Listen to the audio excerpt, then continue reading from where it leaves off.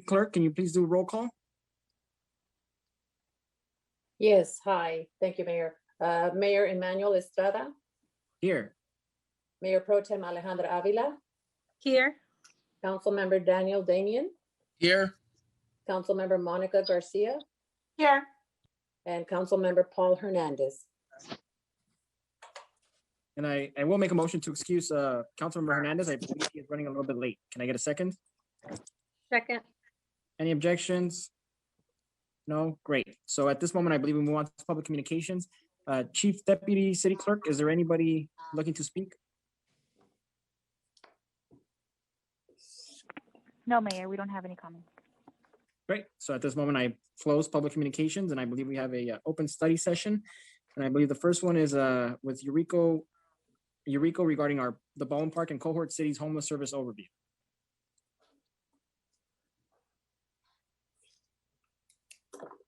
Thank you. Good evening, everyone. Okay. We are here tonight, Honorable Mayor, members of the City Council, to provide you and the residents of Baldwin Park a homeless services overview that incorporates both our Baldwin Park individual city efforts as well as the SGV cohort regional efforts with our partnership collaborative effort with the cities of El Monte and South El Monte. Next slide, please. So we wanted to draw your attention to the array and the diverse set of leadership that we have established with this homeless cohort, or both at the city level and across our partner cities. So we do have a robust leadership from all three cities, both council members and mayors, as well as the city managers that are heavily involved in our projects. We do serve as the lead administrator for this effort, and our project managers, both directors Manuel Carrillo and Ben Martinez, along with other members of our team, have been very instrumental to the development and implementation of all of these programs and services.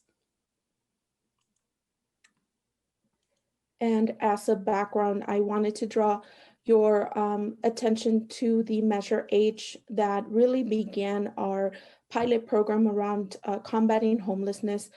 There was some funding allocations back in 2018 that really embarked our multi-jurisdictional approach to combat homelessness as a cohort and from a regional perspective. So these funds provided in the form of a planning grant back in 2018 allowed for all of our cities to identify what kind of organic and geographic strategies may overlay in our efforts to combat and accomplish these goals.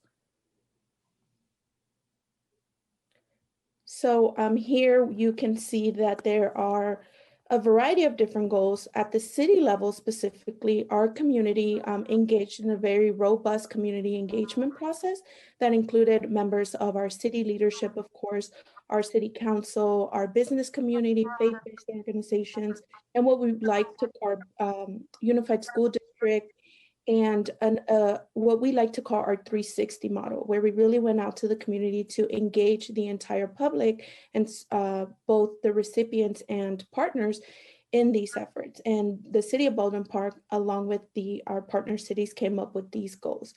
Our tri-city efforts really rely on the bottom three goals, where we just organically crossed interest in coordinating and collaborating to participate in local efforts to address homelessness. We also wanted to expand access to workforce development programs and increase employment, as well as overall to increase the number of affordable, supportive housing across our three cities. And Baldwin Park specifically had another array of individual tasks. And this really draws the time frame that it took the cohort to establish all of the different funding opportunities. So this strategic timeline really looks at where we started and where we are now in 2021, drawing your attention to the great advocacy and just being thankful to you and your leadership for your continued advocacy to ensure that our members of our community that are most in need receive these very much needed support and services. So we have been part of the approval process from the very beginning. The city of Baldwin Park has been very involved from the beginning of Measure Age. And in 2018, if you recall, there was a challenge around how much of the efforts and the funds were to be released. And much of 2018 and 19 was dedicated to ensure that what we had applied for in our original grant ask was awarded. And we are thankful to our county partners for allowing the cohort as well as the Baldwin Park to fully fund our homeless plans through this effort. So if you think of our funding priorities, one of them is around the ability for us to create new housing. And the second priority is for those kind of wraparound support services. So you could see here in 2018 that initially we had just been awarded $85,000 between all three cities and $113,000 around the strategy area too. Well, after a long battle and like I said, advocacy from all groups, we were able to secure almost $1.7 million in services and programs. And last year in 2018, really COVID exacerbated the amount of services and programs that are needed in this very much needed community. And our team are both at the city level and our cohort really spent the majority of 2020 in a COVID environment, ensuring that all of these services didn't stop. We were able to allocate most of the contract services for these programs. So now in 2021, you can see that all of these different services have been prioritized and are now well into the implementation efforts. So here we see that there's an array of different funding sources that can continue to aid us in our ability to help both provide the services and the programs for our homeless individuals. So Union Station Homeless Services will be our lead service provider to ensure that we have a very expert set of staff handling and managing the day-to-day operations of our homeless services and programs. So this is one of our most impactful and our most comprehensive contract that we have with the lead service provider actually in spot 3 that will address these areas in blue, which is an access center across all 3 cities. So the city of Baldwin Parks will specifically be located at the Terry G. Muse Family Service Center in El Monte and in South El Monte. We also have direct access to housing navigation, which none of these services were ever present in the past. We also have a very healthy motel voucher program that serves as interim housing for those families that may need immediate attention. As well as we have developed a rapid rehousing program. And lastly, a prevention diversion programs. So through this contract focus area, you can see that our cohort was really able to address a lot of the different needs, such as basic needs, outreach, crisis bridge housing, permanent supportive housing, but there are still under the minimally or under-resourced category. You see that our cohort has really targeted a lot of those things that we had not had in the past. So we are very thankful to our Union Station partnership to ensure that these services get rendered. This here is a model of how the continuum of care through the CES will work. Like I mentioned before, now the city has at the local level an opportunity to directly impact, to directly provide services and programs to our homeless individuals. So this here just kind of draws a model of how it works with the regional coordination efforts. First of all, it would be through outreach, and then they go into a series of different programs, whether that be prevention and diversion, if we can get them successfully connected with members of their family or in a comfortable living situation. Then if we are not able to do that, we have all of these different programs that we can that are now funded so that they can go into any of these housing navigation and cage management support services. And we have actual access now. Of course, because we are currently still undergoing and implementing these services under a COVID environment, we wanted to ensure that what the COVID-19 implications would be. So the current phase of it, we will not have a physical location, or I mean, the physical location is there, but we're operating remotely and literally in the streets of Baldwin Park, El Monte, and South El Monte. So the phase one approach, because we are still in a purple tier, we will have no physical access to the centers. However, there is remote access or by appointment only, and members of our staff are ready to assist and dispatch all of the different services and programs according with just simply connecting with us and making those appointments. And we have already been able to successfully help a few individuals in our community. The motel voucher and the prevention and diversion will continue during a COVID environment.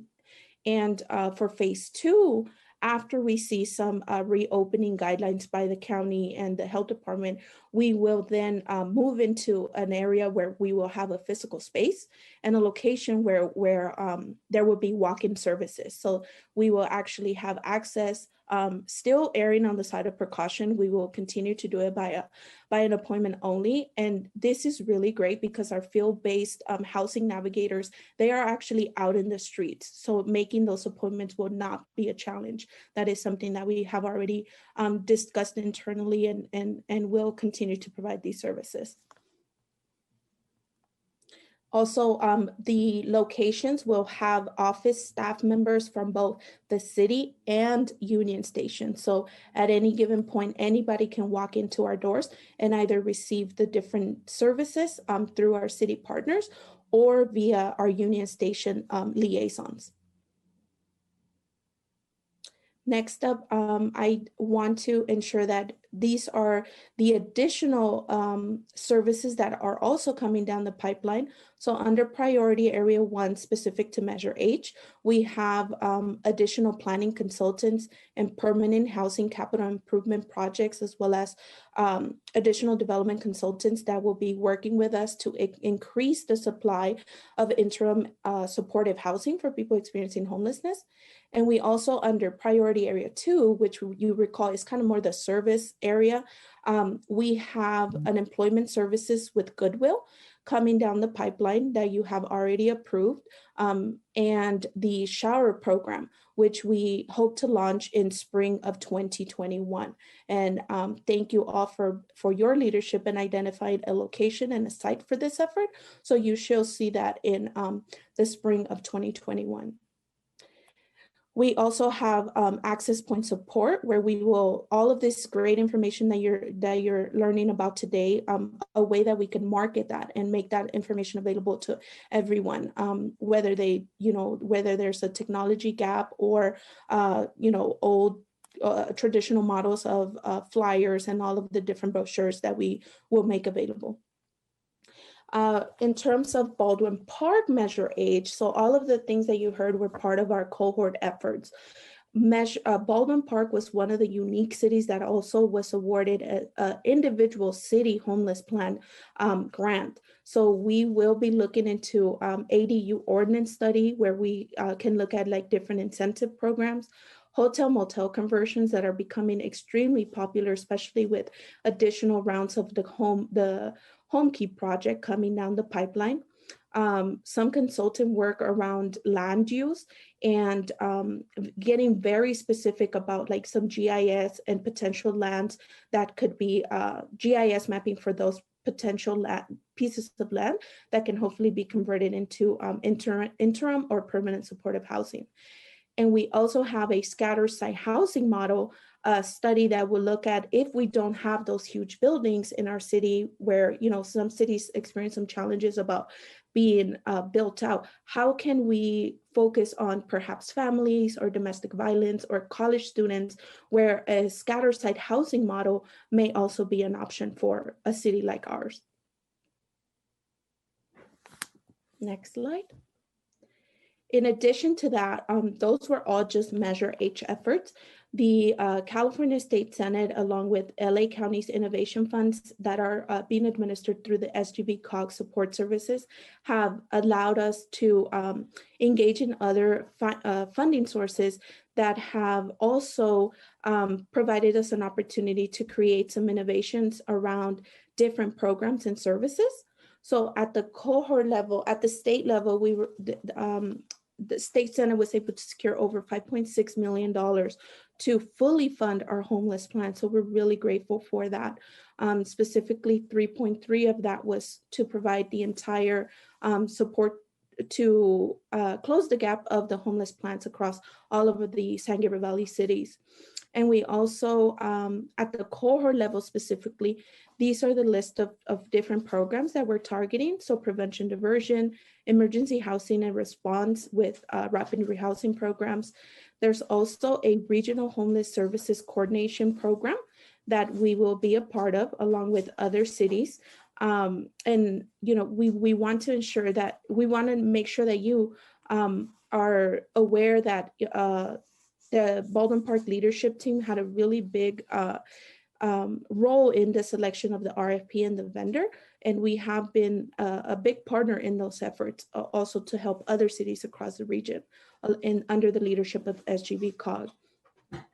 Under the Regional Housing Trust Fund, which we are all a member of, both at Baldwin Park, El Monte, and South El Monte, we also received additional funds in the amount of $1 million to support those efforts, as well as our individual, our cohort plans also provided about $300,000 for capital improvement projects and innovation funds.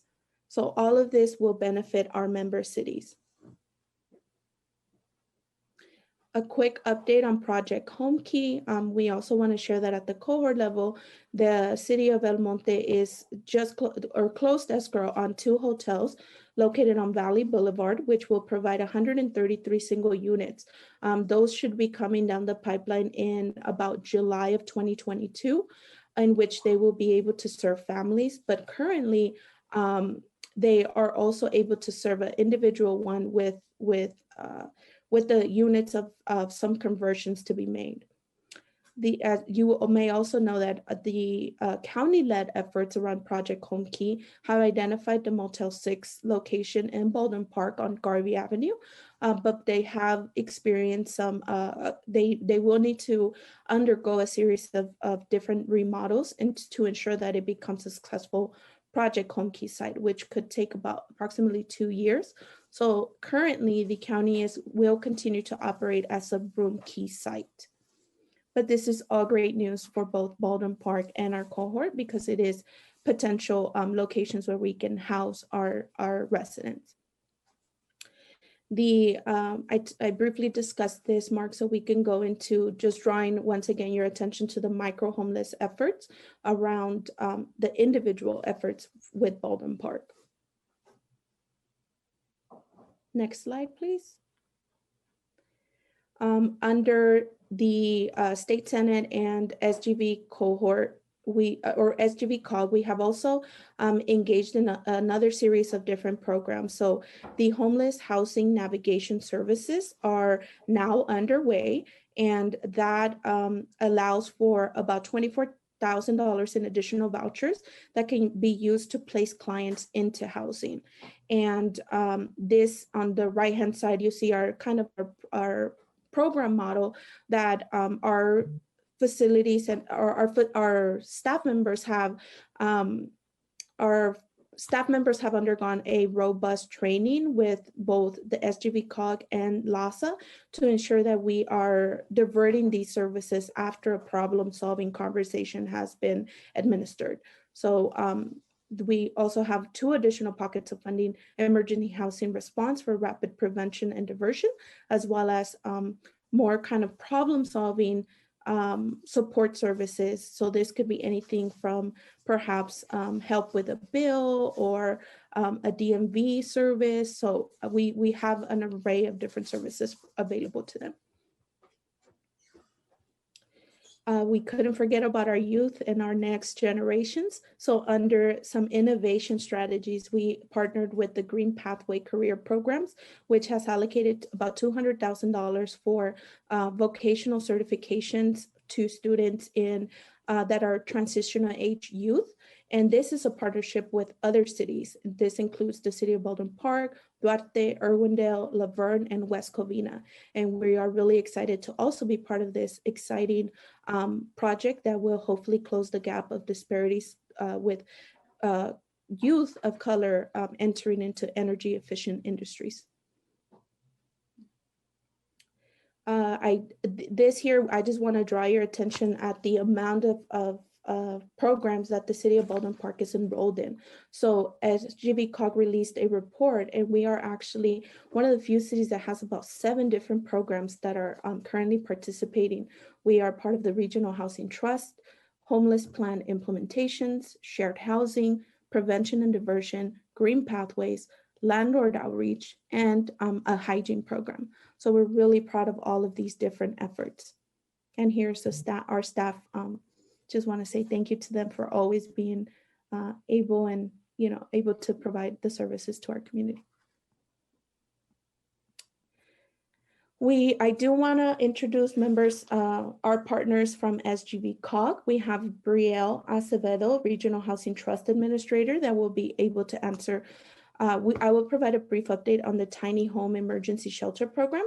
And Brian McCullum, the Regional Housing Coordinator, who will also be on standby in terms of the SGB-COG white paper on LAHSA reform. So as you guys may know, we do have sometimes a challenging existing structure around the LAHSA and the COC and how those programs are administered in the San Gabriel Valley. So the white paper that you will see at the 7 p.m. Meeting tonight looks at exploring the different causes and the impacts of the systemic problems that exist during the current system.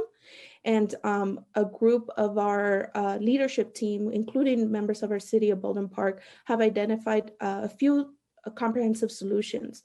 So the SGB-COG is committed to ensure that these practices can become a little bit more effective. And the white paper specifically identifies several opportunities to improve that. So that relationship could be improved through more collaboration with smaller cities, an improvement on the lack of funding that is locally based, as well as sometimes poor communication and lack of transparency. So to address these issues, the white paper has provided some potential solutions. And I do have, if you guys do have questions at the conclusion, we do have Brian, who is willing and has a lot more expertise on this subject matter. Next slide, please. This very exciting pilot program, which you will also have an opportunity to learn more about at our 7 p.m. meeting from Brielle Acevedo, is the SGB-COG Emergency Non-Congregate Shelter, also known as the Tiny Homes Project. And this is a regional housing trust fund effort that will authorize to initiate a pilot program to support the construction of about 3 to 5 emergency shelter sites across the San Gabriel Valley. And I just want to let you know that there are some successful tiny home villages already in the city of Riverside and Redondo Beach. The city of Baldwin Park has demonstrated a potential site for this innovative effort. And this program, through the Regional Housing Trust Fund, will provide capital funding to install and basically operate the tiny home shelters and other necessary site infrastructures. The SGB-COG would work with interested cities to select appropriate facilities. So there has been ongoing discussions already to identify some sites, and we are looking to submit a non-committal letter of interest at tonight's meeting for February 17th. And as I mentioned, there will be, Brielle will also be joining us at our 7 p.m. meeting if questions arise specifically to this program. And this here is just an example of what that site can look like. Specifically to Baldwin Park, this is a location that has been identified as a project proposed layout. We do want to just note that this is not this is not finalized, or this is just a preliminary design, and it could be adjusted or modified or completely changed. But there is a location that could potentially work, and our Public Works has already looked at the different kind of location amenities that would be needed. So this is probably one of the unique sites that will accommodate this type of project. In terms of overall our homeless services, just to close out, looking at next steps, we want to continue to provide as much information to our community as possible through our 300 community engagement outreach model. We do have members of our committee, both council members, as well as administrative staff that serve on the SGB COG monthly committee. We also have members on the Regional Housing Trust Fund. And we also host a bi-weekly SGB cohort meeting that we talk about all of these different services. So should you ever want more information or would like to join us, please let us know and we can make that available to you. In regards to city-specific outreach, cities have also included some virtual community workshops. So if that is something that you're interested in, please feel free to connect with us and we can explore those opportunities to kind of do town hall meetings and just kind of let our community know what is happening around homeless services. We are here tonight with our individual council study sessions, which will also be traveling to our other cities as well. And in terms of communication and branding, we are really excited to share that because of COVID and people not being able to come into our facilities, there is a huge push for digital and print marketing programs for all of these services. These are just kind of next steps, launching of a cohort website and all of these different kind of marketing strategies. But we also want to ensure that there is an opportunity to advocate and secure funding beyond 2021. So our current grant under Measure H will be completed in December of 2021, and some of the SGB COG and California State Senates will go beyond the 2021 mark, but there is an opportunity already to start advocating for some of the securing additional services beyond 2022. And of course, one of the next immediate steps is to seek approval for the SGB COG white paper on the LAWSA reform. And this concludes my portion of the presentation. If there's any questions or comments that you would like to bring up, we'd love to hear that.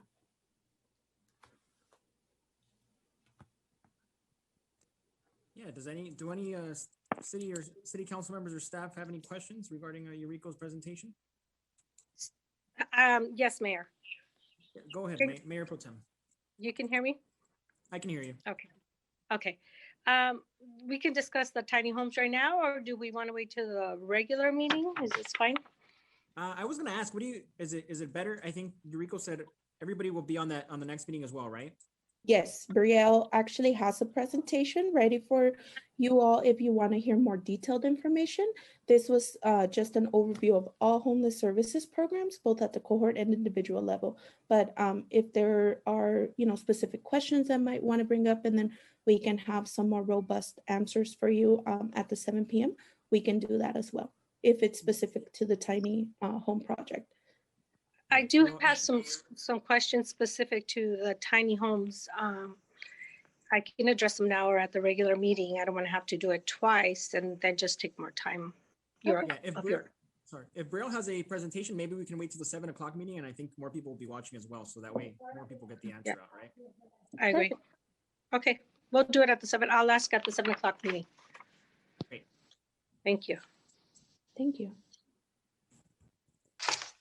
Mr. Mayor? Yeah, go ahead. Councilmember Hernandez. Thank you, appreciate it.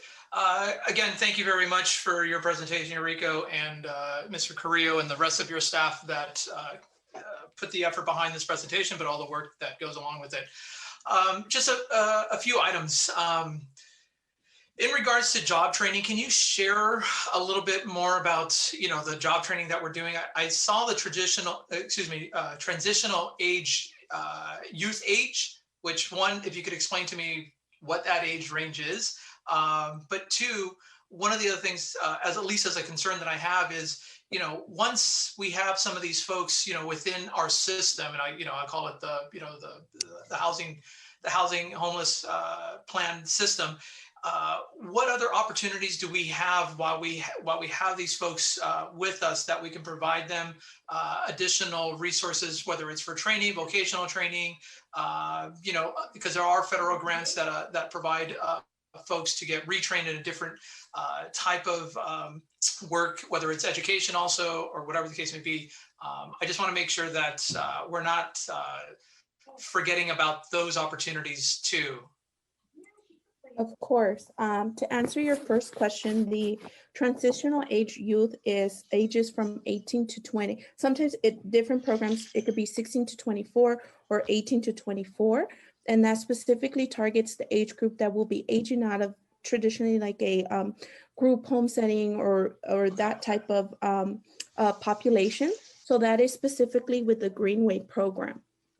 And we really wanted to target some innovative strategies about what kind of fields they enter, right? That are very well paid, that are very innovative, and that they could be part of not just entry-level workforce, but that they can attain a higher level of certificates, training, and education should they further pursue those careers. So that is the first question. The second one is that we have a very comprehensive service delivery model with Goodwill Employment Services. So that one is a partnership with the cohort cities, and it will specifically focus on outreach. It will also do orientation to whoever's seeking employment. They will provide navigation services, case management, support services, and employer engagement. So we will actually go out with this partnership and look at potential locations where they could be placed after they have successfully been trained, and they go through the different programs, but it is a very supportive process throughout. So that case management will be key.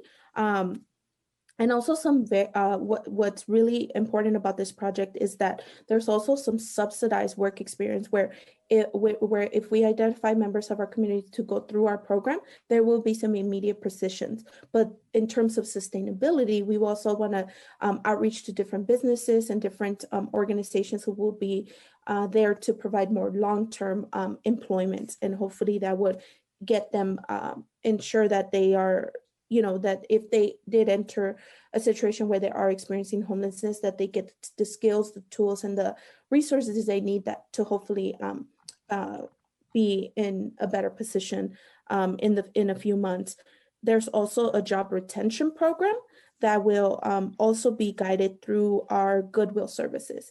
And if you, the Goodwill program was specifically selected because also they are a lead service provider in our area and across the county. So they will have access to other programs that can be administered through our local channel, which is the AJCC, where our economic development program already heavily works in collaboration with them. So those existing kind of navigation systems and leveraging of resources and staff members are already in place to ensure that this implementation process is as smooth and as effective as possible for this population. Thank you. And I just have one other thing, and that's just something to note as you work with your colleagues. When it comes to the strategy and the marketing strategy, can you also, with your colleagues in the Tri-Cities, look at some sort of landing page that we can create that makes it very, very simple for residents, between us, El Monte, South El Monte, and whoever else in the San Gabriel Valley can visit, click on, and, get the appropriate resource that they need. Because, one of the things that some residents have, that I've spoken with, that I've spoken with, is they find it very difficult to find the information that they're looking, and only after they're done with their frustration will they contact me, and then of course I pass them along onto you, and then I know they get appropriate service. But there are several people that it's happened to in the past where they just can't seem to find the right information that they're looking for on our own website. So if we can just do a better job about that, and of course, when we begin to launch these programs as a whole with our other cities, that we do that in a collective manner. So when we launch the social media or whatever type of marketing or information that we're sending out, that we're doing it, not only in English, Spanish, and the other languages that are appropriate within our communities, or the more popular ones. So that way it's, we're being very mindful of the folks that we have, and of course, leveraging the school districts. So with that, and then I'll hold my other comments for when we talk about the white paper later today. Thank you.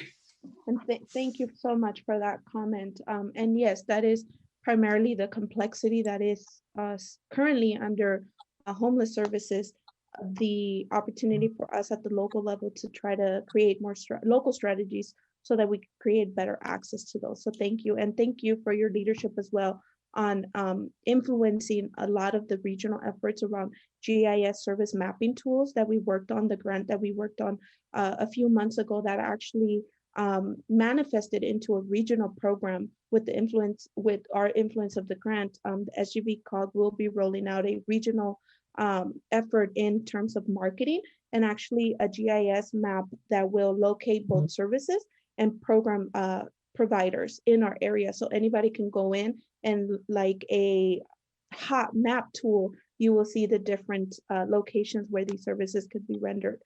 We will focus also on linguistics and cultural relevancy, because especially when we talk about like ADUs and incentives, we need to be culturally relevant to those, right? To things that our community really understands, and not the linguistics or the kind of a lingo that exists within the current homeless services. So thank you for that. And lastly, a really exciting piece will be our education model, where we hope to recruit different members of our community to serve as kind of promotores and promotoras that will continue on this information sharing process through an education delivery service model. So thank you. Mayor, Yes, Councilmember Garcia. thank you. Yuriko, thank you so much for all of your work. You have really become a subject matter expert for our city. And who knew when you first joined our city that you would step into this role and take such great leadership. But I just want to say thank you for, really leading this. And of course, Recreation and Community Services, Manny Carrillo, and, for providing the support and infrastructure for, creating that platform so that you can be such a great spokesperson for our city, an advocate on this issue, especially as we work with El Monte, South El Monte, the COG, and the Housing Trust, and and other partners. I did want to understand a little bit more, and you don't have to answer this tonight, but I did want to understand, of the monies that we've received, I'd like to understand how, like, the percentage of monies that are going into, let's say, the planning, consultants. And I know that right now is a time for us to plan for, kind of like create that strategic plan and bring this all together as we move forward. So I get the importance, but I also wanted to understand, how much we're investing in planning versus like the prevention that you talked about, when families might be on the fringe and they just need a little bit of assistance, versus the actual like intervention where, you have homeless on the street and you're trying to create the rapid rehousing, or, get them sheltered. So I was just curious to know, because I do understand that right now we are going to be investing in that plan, and that's kind of a strategic planning process when it comes to homelessness. And it's really a new landscape, for us at the city level. So it's important. But I also wanted to know how much of that money is actually making it to, the people that need to be sheltered. So you don't have to answer that tonight, but I would like to understand that a little bit more. You can send me an email or, follow up with Shannon, and he can provide that information to us. The other question that I have is, what partners are working with us for outreach to individuals that are unsheltered in our community. Thank you, Councilmember Monica Garcia. And thank you also for trusting in me and our partners and our team to ensure that these services get rendered with dignity and respect to our community.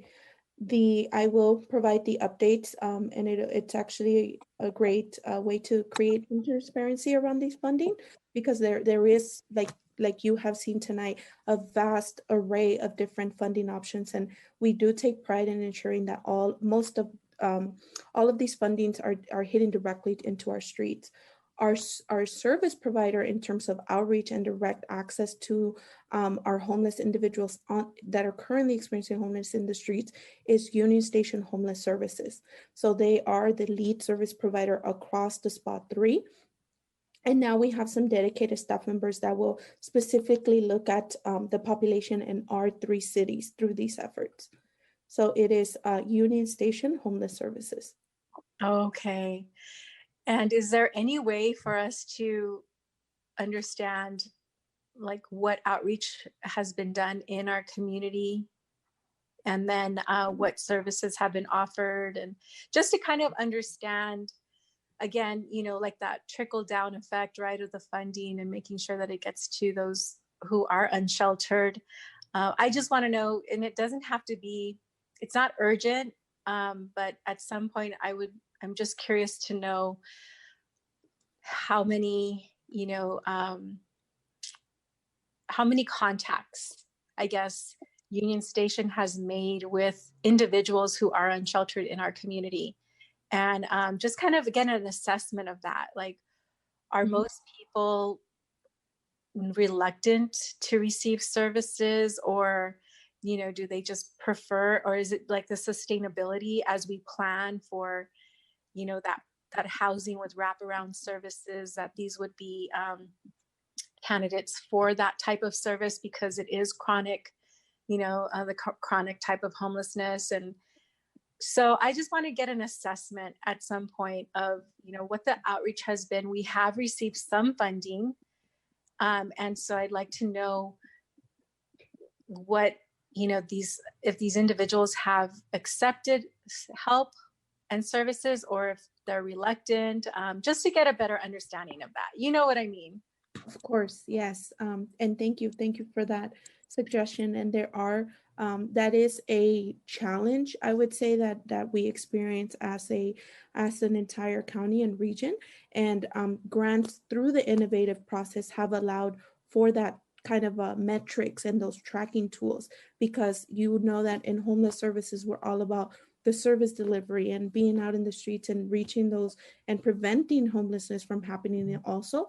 But it's also really great to ensure that we also keep track and record of all of these different interactions and services that we're providing. So we are really excited to be able to share that in the near future with you and other members of our council and overall to the community. So thank you for that.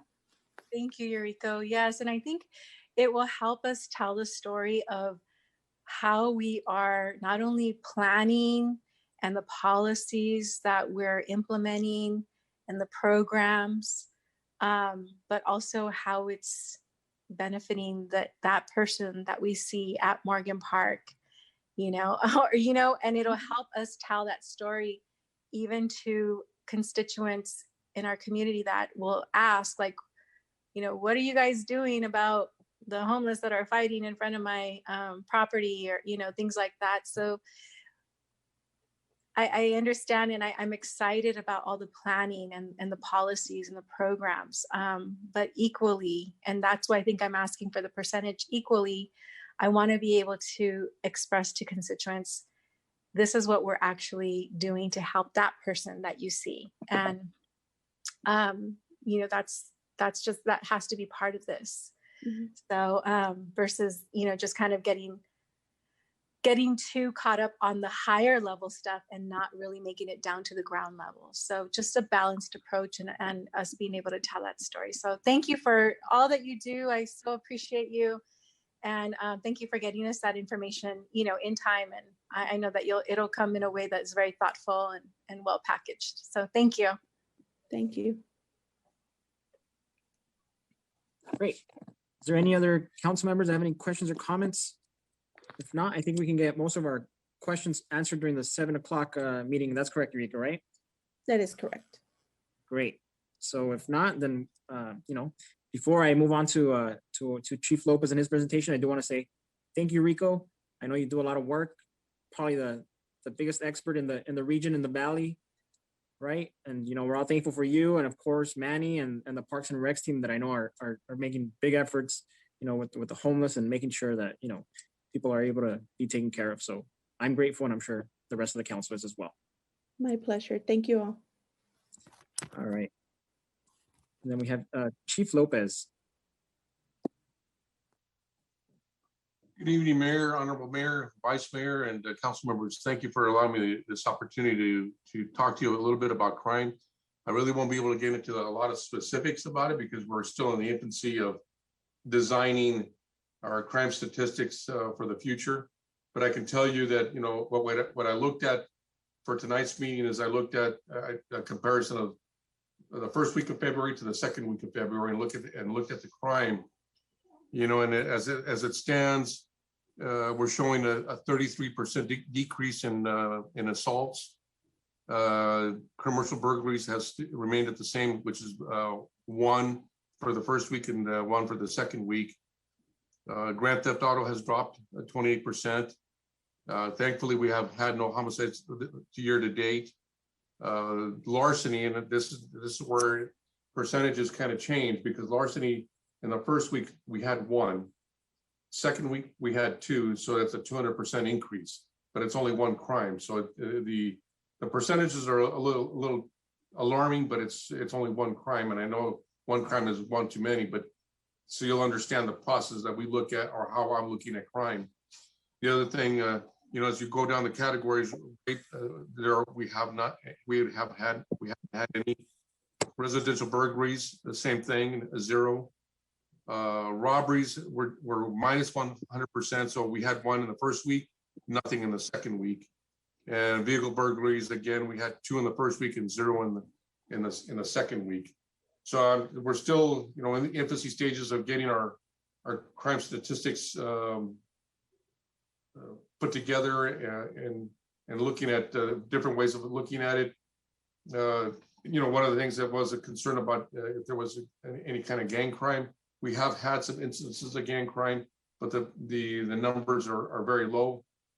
And I can get into that. I'd rather discuss offline. I don't have any real concerns about the activity. It's rather minimal. One thing that has been noted is that there's been an increase in graffiti. And talking to our gang officers, they have some they have some information relative to individuals who may be responsible for that crime. And even as we speak, earlier today, one of the commanders was out following up on some things that we're doing, and he happened to see an individual who was spray painting the sidewalk, and he had done about 179 square feet of damage to the sidewalk and surrounding area. And I don't hope they have the dollar amount for that, but he was arrested for that. And so we are very vigilant in making arrests when it's appropriate. So I'm comfortable with our approach at this point. Again, I'm trying to make sure that what I provide you in the future makes sense to you and makes sense to the community. So when they look at the graphs and they look at the information we're providing, it's informative and they understand how we're looking at crime. And that's kind of like a nutshell in what I'm looking at and how we're looking at that process. Are there any questions as it relates to the crime? Chief, I have a question, Mayor. Yeah, go ahead. Okay, thank you. Chief, when you talk about the tagging, and are we tracking that and how it correlates to the gang activity? I'm seeing the east side BP, north side BP, being crossed out, and it's very, provoking. It just feels, when I've seen it and it's really large, and like there's some taunting going on. You don't have to give any specifics because I'm sure that, you know, you guys are doing intelligence around that, but are you guys seeing a pattern when it comes to this tagging and the gang activity? And are we monitoring that? Are we tracking it? Yes, ma'am. Without getting into too many of the specifics, the gang officers are very much aware, and the graffiti tracker that they're using, they're able to discern some of the movement and some of the activity that's going on. They are doing some active investigations as we speak, and there may be a little bit of correlation to some of the the assaults that we're investigating as well. So it all ties in. Again, they're actually following up on several leads, and in hopes that we will have some resolution to those crimes soon.